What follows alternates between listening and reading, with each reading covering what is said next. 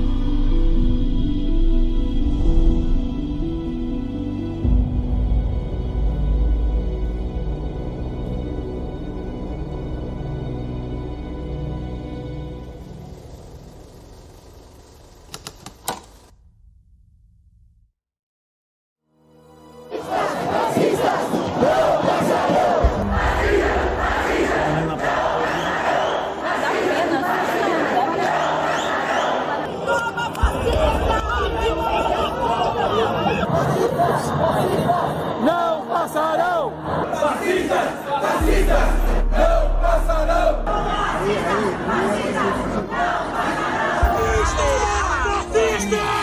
Fascista!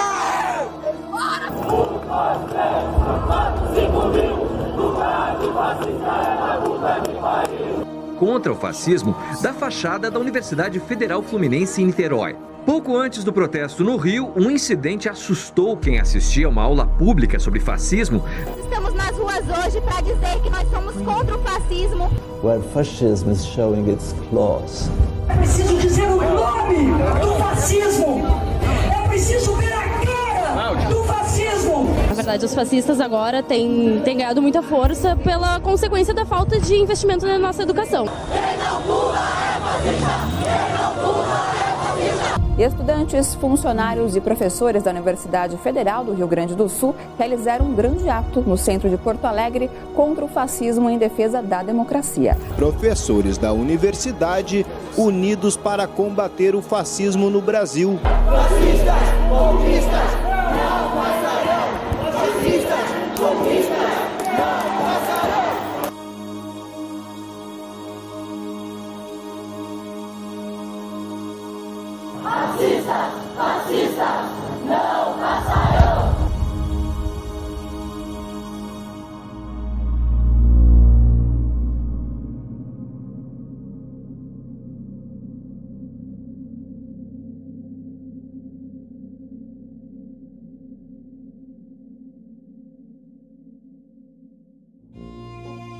Os eventos narrados em um livro de história são sempre descritos através dos personagens, dos lugares e do tempo.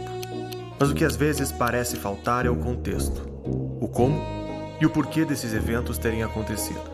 Por muitas vezes, as leis e ideias que regem as nossas vidas têm origens que desconhecemos.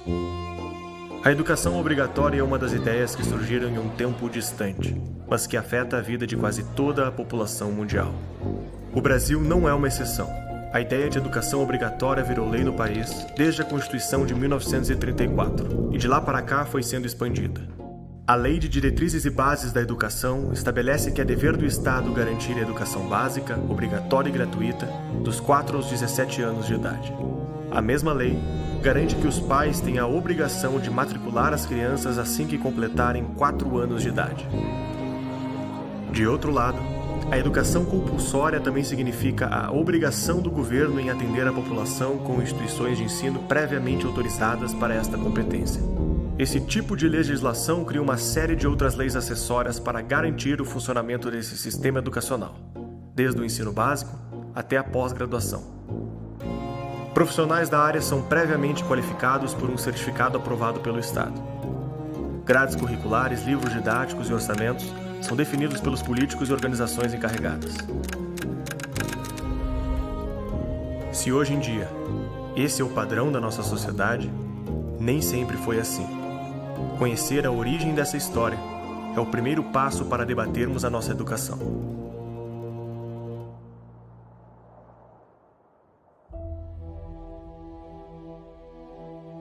Desde o início dos tempos, o homem se sente angustiado com as perguntas que parecem fundamentais para definir o significado da sua vida e dos seus objetivos. O que somos e onde estamos? A vontade de descobrir o mundo dá origem à palavra educação. Nascida na expressão latina ex dulcere, a palavra designa a jornada da nossa vida interior para a descoberta da realidade que nos cerca. Não há civilização conhecida que tenha deixado de tentar se educar, utilizando o conhecimento como motor de sua história, de seus sonhos, costumes e objetivos. Educar-se é a capacidade de herdar o conhecimento da humanidade e tentar levá-lo adiante. É uma complexa corrente onde, em cada elo, ajudamos a construir a visão de mundo que temos e a forma que entendemos a nossa própria vida. Nos tempos antigos, a educação nasceu para buscarmos o que é a verdade. Pense nessa pergunta e no impacto que a resposta dela pode ter. O certo e o errado, o bem e o mal, os valores, os objetivos e os costumes de um povo estão ancorados na compreensão que a civilização tem dessa pergunta. A Grécia Antiga forjou seu nome na história por desenvolver algumas das primeiras formas de perseguir a ideia de verdade. Foi no começo da filosofia que metodificamos o nosso desejo de conhecer. Criamos as primeiras escolas, onde aqueles que eram tidos como os grandes sábios guiavam seus alunos para serem capazes de perseguir essa ousada ideia, reconhecer a verdade. Se você pegar na Grécia Antiga, boa parte dos aristocratas preferia confiar a educação da criança aos cuidados de um tutor. É onde havia justamente um tutor que você reconhecia como uma pessoa sábia, ou como uma pessoa que tinha conhecimentos especiais. Então você vê o exemplo de Alexandre Magno, né? Seu pai podia colocar ele numa escola e podia contratar alguém. Ele preferiu escolher o Aristóteles para ser o tutor. E provou ser muito acertada essa escolha. A filosofia, os pré-socráticos chamados, né, eles estavam muito apoiados pois em mitos, havia uma coisa muito mais supersticiosa, então havia um certo desprezo pela realidade e pela racionalidade. Então, de fato, chegam os grandes Sócrates, Platão, Aristóteles, que percebem que é possível, sim, pela nossa própria natureza, captar a verdade pela observação, que por trás, depois de uma maçã que cai, tem algum causador por isso. Então, através dos princípios da causalidade, o princípio da não contradição e através desses princípios filosóficos, as pessoas começam a construir umas bases em que chegam, com certeza, a um primeiro princípio, a um primeiro movimento. É aí que começa a ciência. A ciência é a busca da verdade pelas causas. Eu não falei para vocês que a atividade contemplativa é o ápice da humanidade? O que é atividade contemplativa? É atividade racional, é atividade de olhar para as coisas e desvendar as causas nas coisas, de buscar a teoria. Teoria em grego é visão, é buscar ver aquilo que está por trás das coisas. Por Aristóteles, nós amamos a perfeição e Deus é o exemplo de perfeição, Deus é o exemplo de vida racional plena. Então nós, por amar a Deus, nos dirigimos a Deus e nos aperfeiçoamos, nos aproximando da vida que Ele tem. Essa educação que a gente diz assim, não, eu tenho que estudar porque eu quero ser médico, advogado, administrador, psiquiatra, psicólogo, não sei o quê. Não, isso aí já é uma coisa bastante nova, né? As ciências e as artes, elas começam a se desenvolver desde a antiguidade porque aquilo era necessário para formar uma pessoa e uma pessoa livre. E essa visão de liberdade é a função principal da educação desde a Grécia Antiga. Não só a liberdade, primeiro a liberdade interior, a liberdade civil, a liberdade social, a liberdade da própria família, da minha cidade e por aí afora. O uso da razão para descobrir o mundo foi a herança da Grécia Antiga para as nossas vidas. Do outro lado do mapa, uma civilização perseguiu objetivos semelhantes de outra forma. No lugar onde hoje abriga Israel, foi inaugurada uma diferente interpretação de como investigar a verdade que nos acompanha até os dias de hoje. Foi com o profeta Abraão que a primeira civilização com a crença em um único Deus foi construída. A verdade chegava ao povo através do profeta, que a recebia direto de Deus e desfrutava da confiança de seu povo para comunicá-la. As escrituras sagradas e os testemunhos envolvendo o profeta eram a verdade que deveria ser investigada e interpretada para ser posta em prática. Esse era o fundamento da civilização que pautou o início do judaísmo, do cristianismo e do islamismo. Ao longo do tempo, os métodos filosóficos da razão e os povos religiosos foram se encontrando, até se unificarem no alto da Idade Média, quando as obras gregas foram traduzidas e os métodos tidos como pagãos foram se reincorporando nas formas de estudo dos mosteiros e escolas da época. Quando é que vai surgir o diálogo direto? Quando os padres tiveram que dialogar com as comunidades e responder a perguntas delas. E aí isso foi sendo integrado. Aristóteles era visto como uma espécie de materialista impossível de entrosar com a revelação cristã. Até que vai chegar Boécio, que vai mostrar que Aristóteles é plenamente adaptável. Só que o cara, ele mostrou em alguns elementos do discurso também. Aí com São Tomás de Aquino, meu amigo, aí o Aristóteles passa a virar puseram uma batina no cara, né? Ele virou o padrão da parte racional da igreja. Então você tem uma visão mais de pensamento teórico e especulativo dos gregos e tem uma visão mais pragmática, administrativa e jurídica dos romanos. A união dessas duas coisas com o cristianismo é o Ocidente. Deu para entender?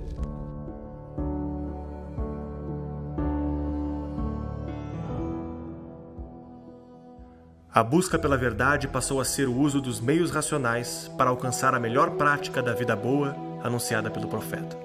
Foi nessa união que os métodos didáticos conhecidos como artes liberais foram desenvolvidos, um grupo de disciplinas para fornecer liberdade intelectual e espiritual para os indivíduos.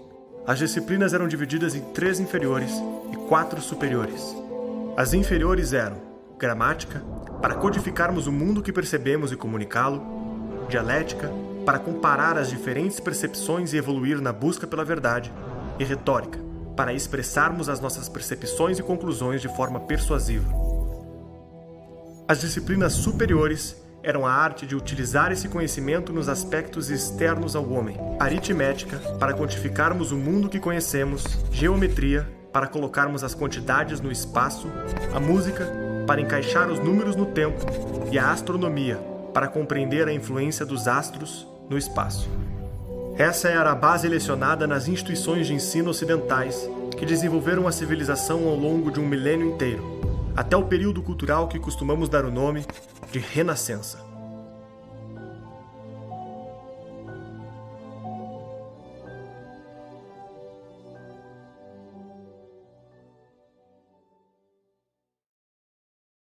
Essa base de ensino foi utilizada ao longo de toda a Idade Média.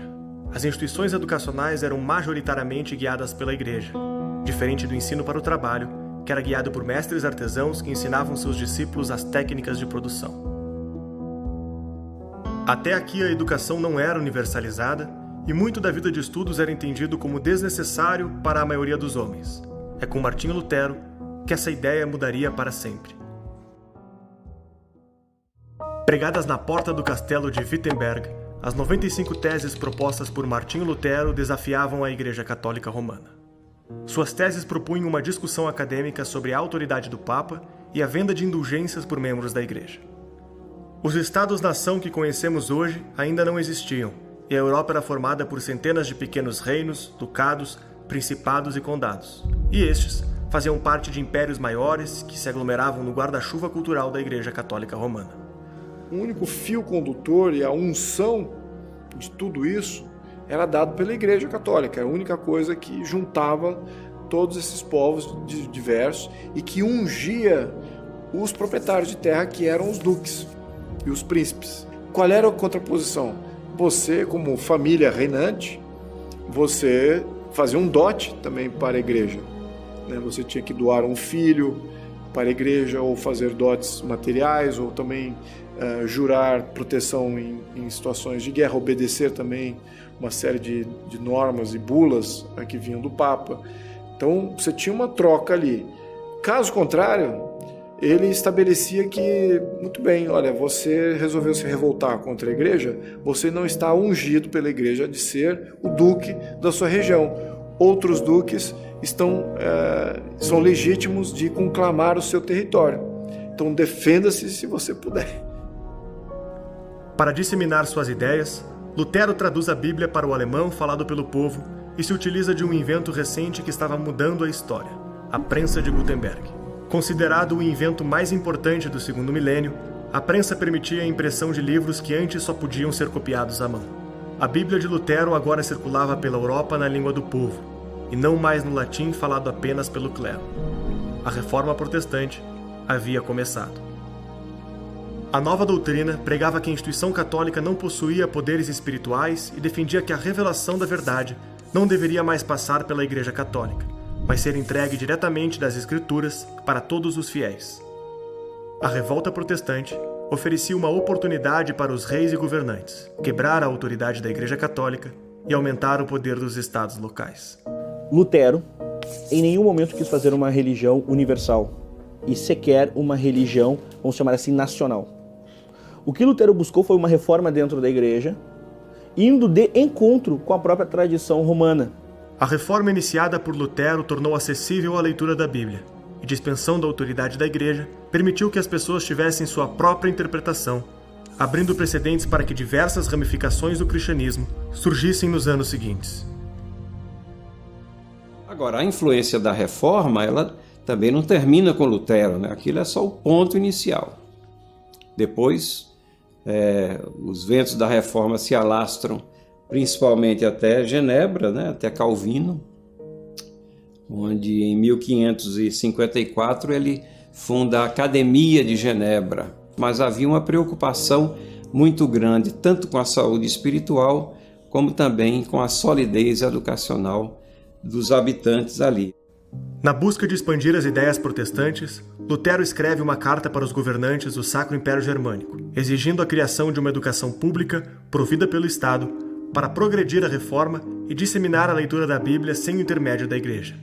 E é interessante que nessa carta ele diz assim, que eles estavam muito preocupados em fazer investimento em pontes, em estradas, em mosquetes, e eles deveriam empregar a maior parte desses valores não somente na educação de crianças, mas no incentivo a professores. Então nós vemos a preocupação de Lutero com ambas as pontas.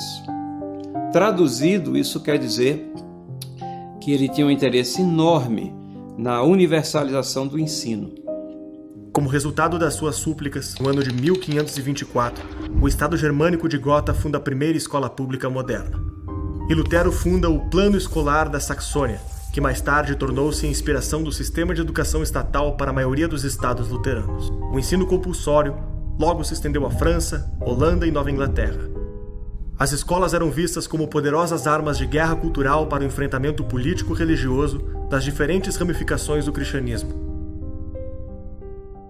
O poder espiritual sofria uma transição de autoridade, da Igreja para os governantes e líderes de diferentes revoltas, entendidos como autoridades ordenadas por Deus contra o Papa e o Imperador. A consequência foi o conflito religioso que ficou conhecida como a Guerra dos 30 Anos. Com o término do enfrentamento, diversos governos estaduais se moveram para tornar obrigatório o comparecimento das crianças nas escolas, sob pena de multa e aprisionamento dos filhos. Foi o rei Frederico Guilherme da Prússia que inaugurou o primeiro sistema de educação nacional obrigatório da Europa, ordenando a frequência de todas as crianças nas escolas estatais.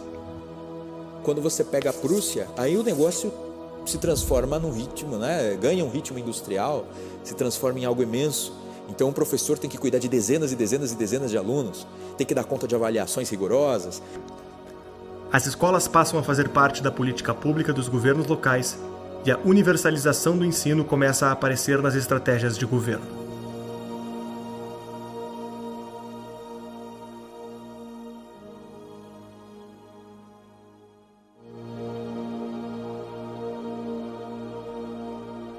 As escolas começavam a ser submetidas aos governos locais, mas os objetivos e métodos continuavam semelhantes aos anteriores. A vida intelectual buscava a verdade, e essa verdade eram as escrituras sagradas. É apenas no século XVI que esse cenário começa a mudar. As descobertas de Newton, Copérnico e Galileu costumam ser apontadas como a linha que divide a Idade Média da modernidade. Os três astrônomos descobriram leis gerais da física, demonstrando o funcionamento da gravidade e do heliocentrismo. O universo proposto pelo filósofo grego Aristóteles, onde tudo era ordenado e cada coisa tinha o seu lugar, também foi posto em xeque. Esses debates tiveram um profundo impacto na educação daquele tempo, fazendo o homem sentir-se protagonista de uma trama que buscava decodificar o mundo e a vida. A época ganhou o nome de humanismo, pela diminuição gradual do foco em Deus e pelo uso do próprio homem como medida dessa investigação. Se o universo não era ordenado e as pessoas não tinham o seu lugar pré-determinado, qual poderia ser o nosso lugar na vida?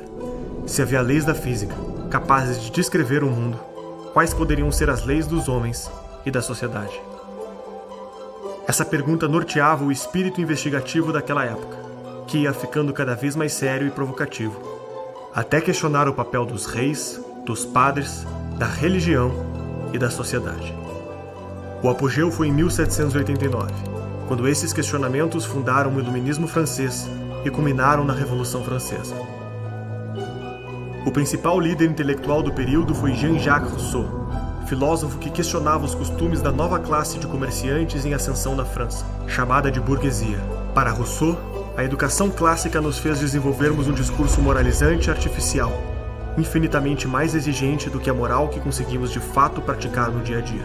Como resultado, era criado um estado de cinismo e falsidade social, onde todos fingiam ter uma conduta moral que não tinham e ainda a cobravam dos outros. Isso o leva a crer que vivemos em uma sociedade falsa, moralista e apodrecida por discursos artificiais que pouco têm a ver com a vida humana. Tudo isso era perpetuado pela escola, onde os professores incutiam nas crianças padrões morais que a própria sociedade adulta não seguia, obrigando-as a serem falsas para se adequarem ao mundo. Daí a famosa frase: o homem nasce bom e a sociedade o corrompe.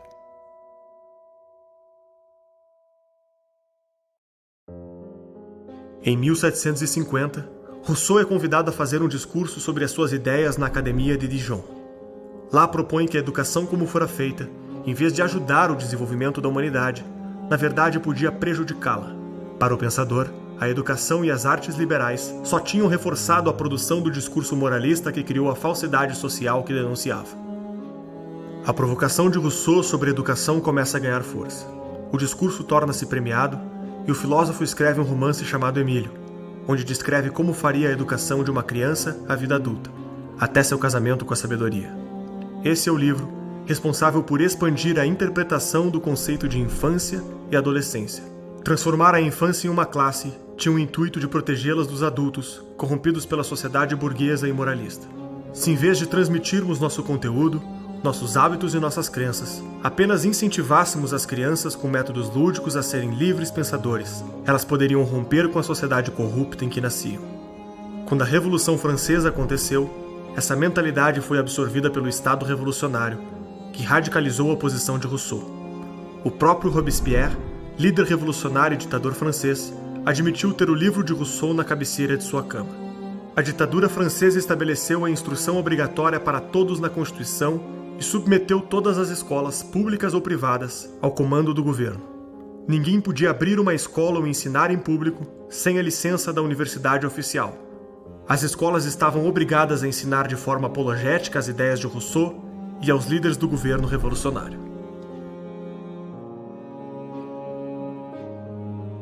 Mas, obviamente, a gente viu depois pela própria história que as ideias acabam se tornando um tiro no pé, como foi, né? A Revolução acabou mostrando que ali não havia muita liberdade, igualdade e fraternidade, justamente o contrário, né? A Revolução Francesa, ela é uma espécie assim de abuso da liberdade.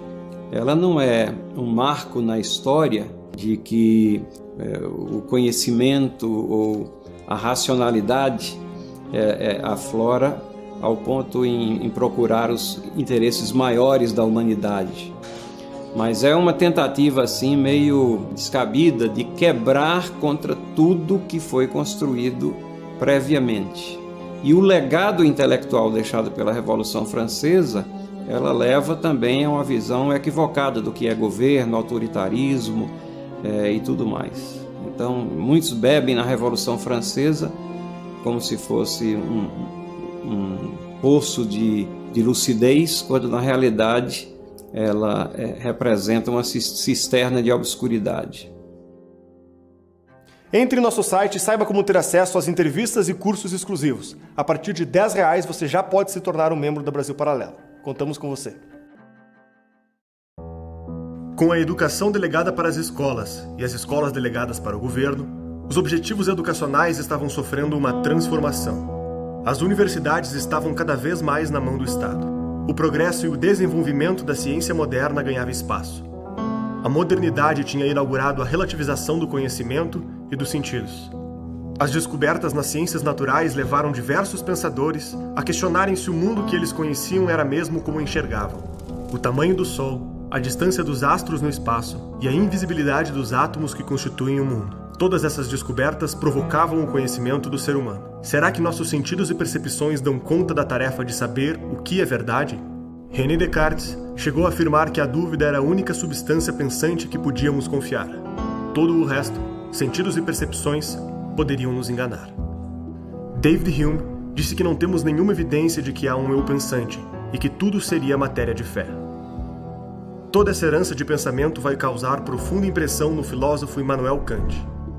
Kant viu um paradoxo entre estudar as descobertas da física de Newton e afirmar que o conhecimento racional é impossível.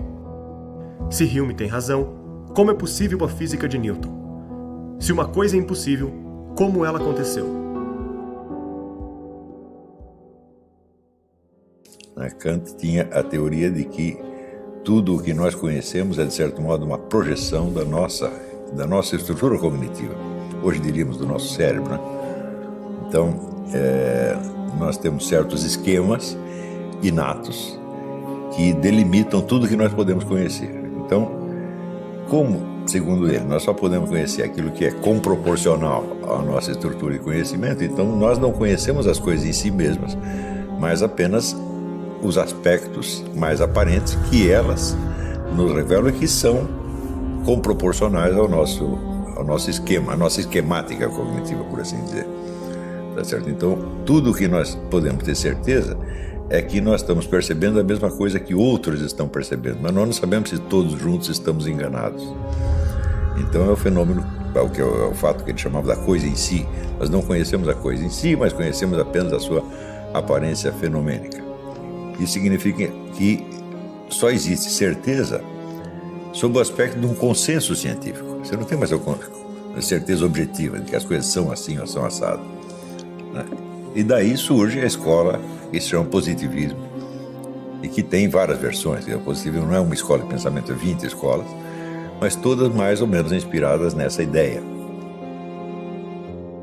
Esse pensamento vai gradativamente penetrando a mentalidade moderna, com o crescimento do relativismo e a diminuição gradual da crença em verdades absolutas. Os homens e a descoberta da realidade estavam separados por uma nova classe.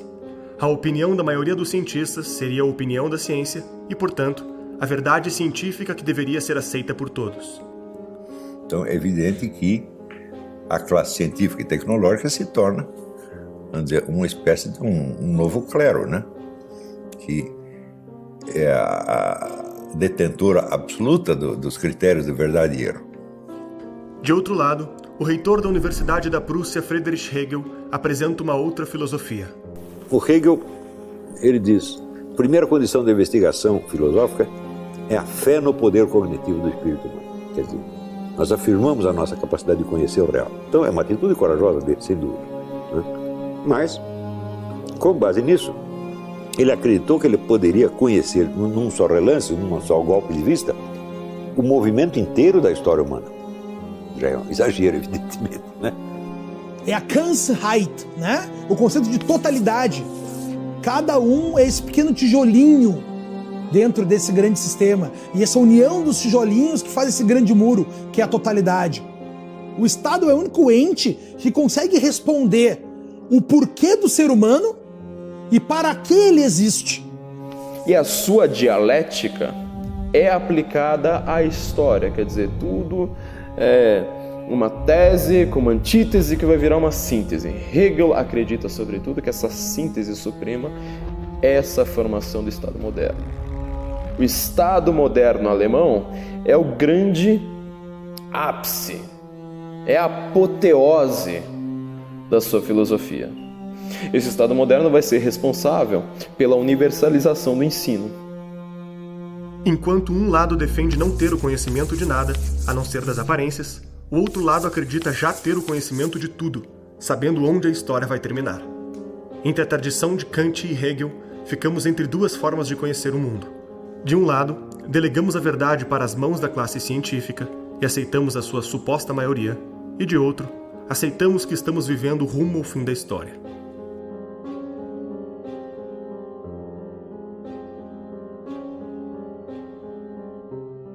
O Estado alemão começa a usar fundos públicos para financiar diversas teses de mestrado e doutorado sobre a filosofia de Hegel. Ao se consolidar como a maior referência intelectual do seu tempo, atrai críticos e adeptos das suas ideias. Um deles ficou conhecido como o fundador da teoria comunista, Karl Marx. A ascensão econômica da França não era uma exceção. Grande parte da Europa vivia um momento de prosperidade impulsionado pela Revolução Industrial. Os métodos de produção envolvendo vapor e carvão criaram as fábricas, que puxavam trabalhadores do campo para pequenas cidades construídas no entorno.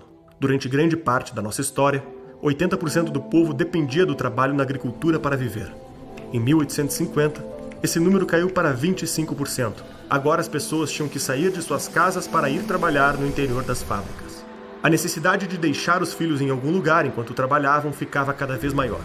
E o recém-formado mercado começava a exigir qualificação. Se de um lado os governantes já tinham compreendido a importância das escolas para o Estado, essa era a peça que faltava. O governo queria levar seus filhos para a sala de aula e os pais queriam entregá-los. Marx já viu o que é Revolução Industrial? É um pensador ultra-urbano, ao contrário dos românticos. Ele só enxerga as grandes cidades, as fábricas crescendo, a pobreza ali no Vale do Ruhr, o carvão, a degradação ambiental, assim por diante, as mulheres que têm que ir para a fábrica e colocar os seus filhos para trabalhar, assim por diante. E ele só enxerga a matéria, ele é um materialista de fato. A ênfase do Hegel era na dialética interna das ideias que se sucedem. E Karl Marx disse a coisa não é bem isso, o que existe são modos de produção que se sucedem, portanto, estruturas sociais que se sucedem. É isso. Tem a comunidade primitiva, depois tem o escravismo, depois tem o feudalismo, depois tem o capitalismo, depois tem o socialismo. E o socialismo fecha, né, fecha o percurso. E ele vai dizer, o capitalismo é um desenvolvimento do feudalismo. Entre o feudalismo e o capitalismo, Marx prefere o capitalismo. Só que ele acha que essas relações de poder do capitalismo, mais-valia, luta de classes, assim por diante, alienação, assim que a massa deixar de ser alienada pela ideologia capitalista, ela automaticamente, naturalmente, inevitavelmente criará a revolução que vai acabar matando os patrões.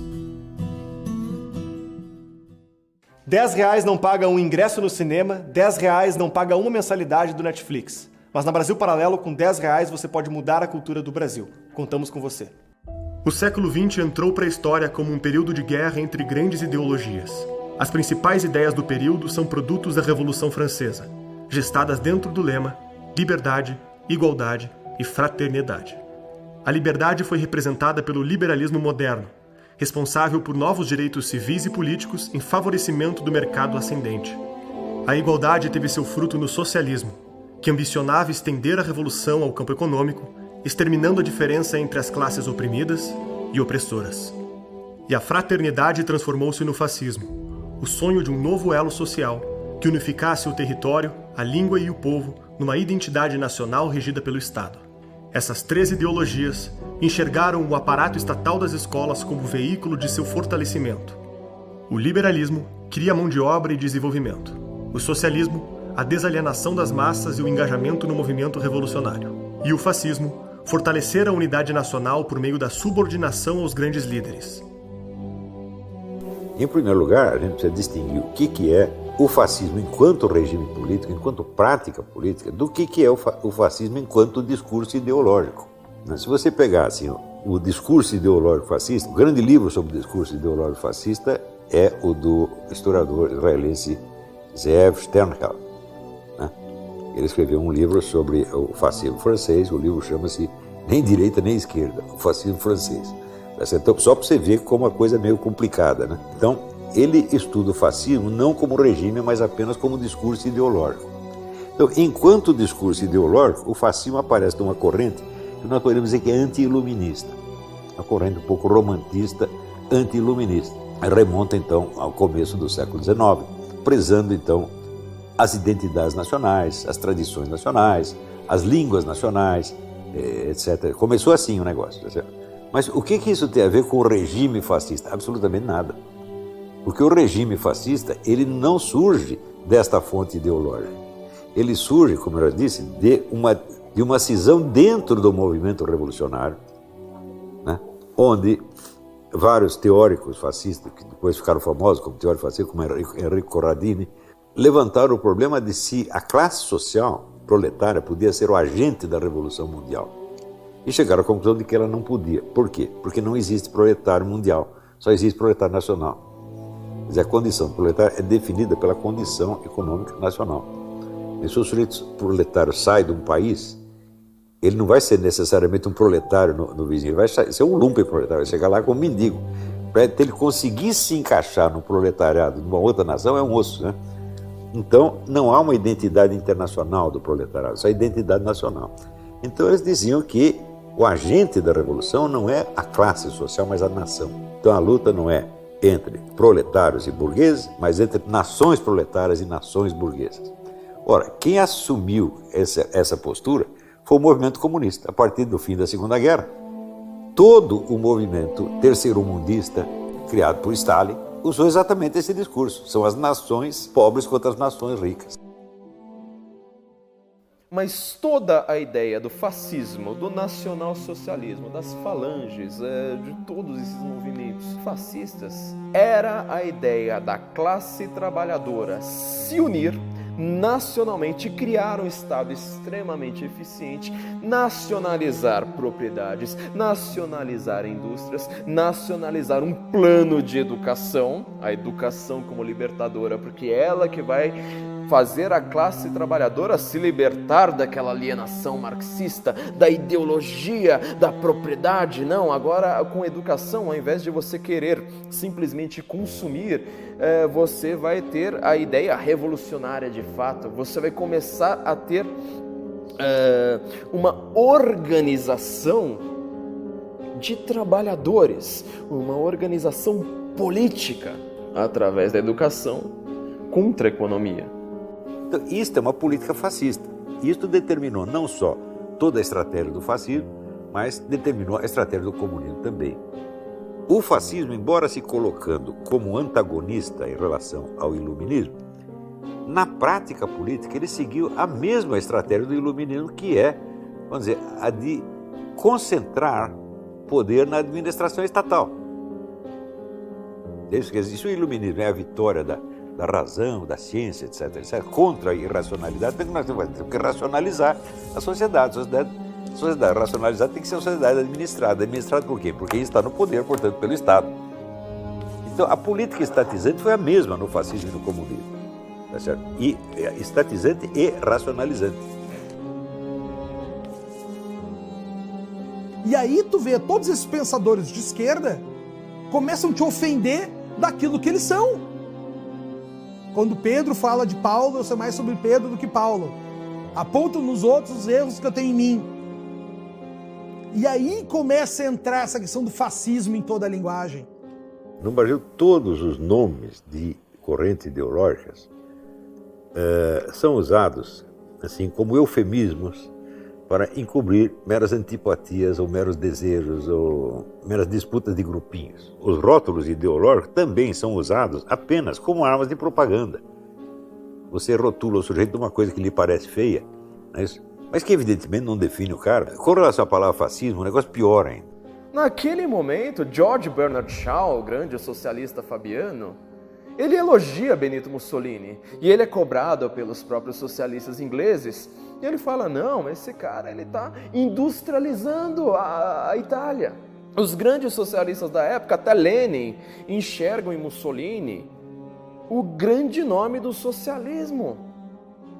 Eles consideram, inclusive, que o fascismo é uma nova fase do socialismo.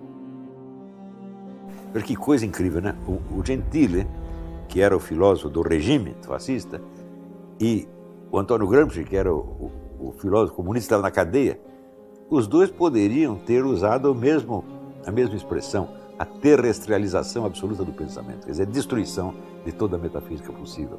Não é isso? E, em lugar da metafísica, você tem o quê? A racionalidade do Estado, seja o Estado socialista ou o Estado fascista, que no fim são a mesma coisa. Não é coincidência que a esquerda brasileira, o modelo, o ídolo dela seja Getúlio Vargas. Né? O Lula vive dizendo que o modelo dele foi o Getúlio Vargas. Então o que é? Um fascista, evidentemente.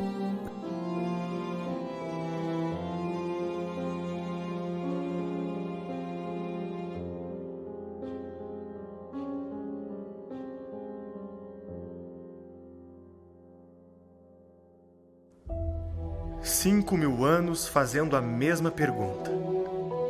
Quem somos e o que devemos fazer? Encontrar essa resposta sempre foi o nosso objetivo.